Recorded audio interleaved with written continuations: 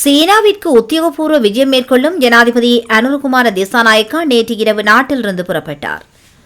சீன ஜனாதிபதியின் அழைப்பின் பெயரில் ஜனாதிபதி அனுரகுமார திசாநாயக்கா ஜனவரி 14 முதல் 17 வரை சீனாவிற்கு உத்தியோகபூர்வ விஜயம் மேற்கொள்கிறார். இந்த விஜயத்தின் போது சீன ஜனாதிபதி மற்றும் சீன பிரதமர் உள்ளிட்ட ராஜதந்திரிகளை ஜனாதிபதி அனுரகுமார திசாநாயக்கா சந்திக்க உள்ளார். வெளியுறவு, வெளிநாட்டு வேலைவாய்ப்பு மற்றும் சுற்றுலா அமைச்சர் விஜித கேரத், போக்குவரத்து மற்றும் நெடுஞ்சாலைகள் மற்றும் துறைமுகங்கள் மற்றும் சிவில் விமான போக்குவரத்து அமைச்சர் பிமல் ரத்நாயக்கா, அரசாங்க தகவல் பணிப்பாளர் நாயகம் HSKJJ பண்டார ஆகியோரும் இந்த விஜயத்தில் பங்கேற்றனர்.